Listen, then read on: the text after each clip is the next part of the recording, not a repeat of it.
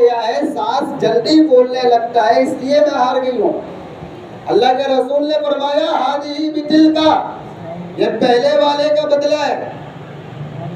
تو مقابلے سے اللہ تعالیٰ خوش ہوتے ہیں۔ اسلام کا مزاج مقابلہ ہے، اسلام کے مزاج میں طاقت ہے۔ اللہ کے رسول ایک مرتبہ کھڑے ہوئے مسجد نبوی میں نماز پڑھانے کے لیے اور فرمایا کہ میرے پیچھے وہ لوگ کھڑے ہوں جن کے سینے ابھرے ہوئے ہوں، جن کی آنکھوں سے طاقت کے شرارے نکلتے ہوں، جن کی آنکھوں سے قوت کی چنگاریاں نکلتے ہوں۔ میں ایسے آدمیوں کو چاہتا ہوں کہ میرے سامنے پیچھے کھڑے ہوں۔ امام کے پیچھے وہ کھڑا ہو جو ذرا مضبوط جسم کا ہے، کھڑا تو ہو سکتا ہے، کمزور جسم والا بوڑھا بھی کھڑا ہو سکتا ہے، لیکن اللہ تعالیٰ کو پسند یہ ہے کہ امام کے پیچھے مضبوط جسم والے کھڑے ہوں۔ اسلام طاقت سکھاتا ہے، اسلام مضبوطی سکھاتا ہے۔ اور آپ سبھی جانتے ہیں کہ آج کا زمانہ صرف فزیکلی فٹ رہنے کا زمانہ نہیں ہے، آج عقل کے ذریعے سے دنیا کو استعمال کیا جا رہا ہے، عقل کے ذریعے سے دنیا کو قابو میں لایا جا رہا ہے۔ تو جس کے پاس عقل ہے، جس کے پاس تعلیم ہے، جس کے پاس علم ہے، وہ دنیا پہ حکمرانی کر رہا ہے۔ ایک زمانہ تھا کہ 500 سال تک مسلمانوں نے پوری دنیا پہ حکمرانی کی ہے۔ امریکہ مسلمانوں کا غلام تھا، آسٹریلیا مسلمانوں کا غلام تھا، برٹن مسلمانوں کا غلام تھا۔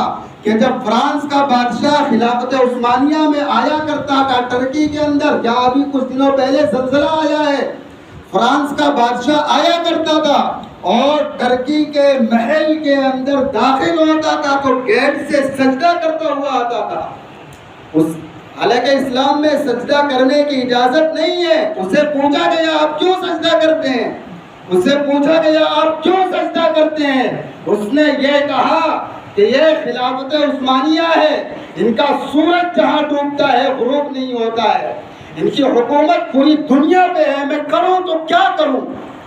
لیکن وہی بادشاہ جب داخل ہوتے تھے مسجد نبوی کے اندر تو وہاں کے مؤذنوں کو، وہاں کے صفائی کرنے والوں کو کہتے تھے کہ ہم اتنے دن کے لیے یہاں پہ آئے ہیں، 3 دن ہمارا قیام ہوگا حرم مکی میں اور مسجد نبوی میں، آپ ہمیں جھاڑو کا کام سونپ دیجیے، ہم جھاڑو لگائیں گے۔ سلیم ثانی جب لندن گئے، یہ ترکی کی خلافت عثمانیہ کا پرنس تھا، جب وہاں پہ گئے اور وہاں کے ملکہ سے ملے تو وہاں کے ملکہ نے برٹن میں یہ اعلان کر دیا کہ دیکھو کوئی گرجا گھر، کوئی چرچ بے پردہ نظر نہ آئے، تمام چرچوں پہ پردہ ڈال دیجیے، کہیں پرنس ناراض نہ ہو جائے۔ جب ترکی کے بادشاہ ابراہیم پاشا کا جہاز سمندر میں چلتا تھا تو برٹن کے دنیا کے کسی بھی ملک کا بادشاہ اگر جہاز میں ہوتا تھا اور اسے پتہ چلتا تھا کہ خلافت عثمانیہ کا جہاز آ رہا ہے تو اپنے جہازوں کو موڑ لیا کرتے تھے۔ ان میں اتنی ہمت نہیں تھی کہ مسلمانوں سے آنکھیں ملا کر بات کریں۔ آج ہم کہاں پہنچ چکے ہیں کہ تو آج انہی ملکوں کو دیکھ لیجئے، نہ ان کے پاس اچھے ہاسپٹل ہیں، نہ ان کے پاس تعلیمی ادارے ہیں۔ لیکن پہلے زمانے میں کیا ہوا کرتا تھا؟ مسجد ہے تو تعلیم بھی اس میں ہوتی تھی۔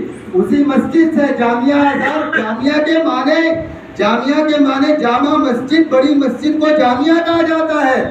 جامعہ ازہر، جامعۃ القرویین، جامعہ ازہر جس میں 20 لاکھ طلبہ پڑھتے ہیں، ایجپٹ کے اندر ہے، اور جامعۃ الزیتونہ، یہ بڑی بڑی یونیورسٹیاں ہیں، ان کی شروعات مسجد سے ہوئی تھی۔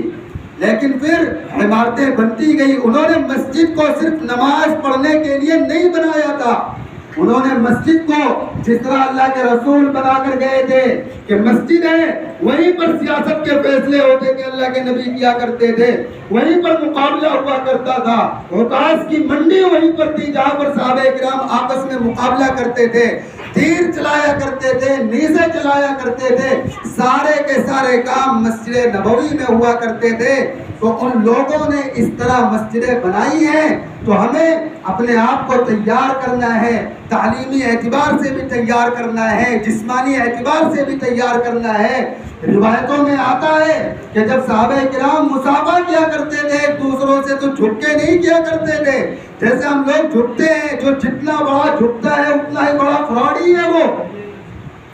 صحابہ کرام جب مسافہ کرتے تھے تو ایک دوسرے کے ہاتھوں کو دبایا کرتے تھے، طاقت کا اندازہ کیا کرتے تھے کہ میرے سامنے والے میں طاقت کتنی ہے۔ اسلام مقابلہ چاہتا ہے، اسلام طاقت چاہتا ہے، اسلام بزدلی نہیں چاہتا ہے۔ حضرت عمر کے سامنے ایک نوجوان چل رہا تھا، جھکا ہوا چل رہا تھا، اس سے پوچھا کیا ہوا، بخار ہے؟ اس نے کہا جی نہیں۔ طبیعت خراب ہے؟ جی نہیں۔ تو اس طرح جھکے ہوئے کیوں چل رہے ہو؟ اس کی گھٹی پہ کھینچ کے مارا، جھکے ہوئے کیوں چل رہے ہو؟ فی ذلک فلیتنافس المتنافسون، کہ اسلام یہ چاہتا ہے خیر کے کاموں میں مقابلہ کیا جائے۔ حضرت عمر کے زمانے میں گورنر بنایا گیا معاذ ابن جبل کو اور سعید ابن خدری کو، یمن کا گورنر بنایا گیا کہ آدھے پہ تم کو حکومت کرنا ہے اور آدھے پہ تم کو حکومت کرنا ہے۔ دونوں کی آپس میں ایک بار ملاقات ہوئی تو معاذ ابن جبل نے سعید ابن خدری سے کہا کہ تم روزانہ کتنا قرآن پڑھتے ہو؟ دونوں نے کہا میں 20 پارے پڑھ لیتا ہوں۔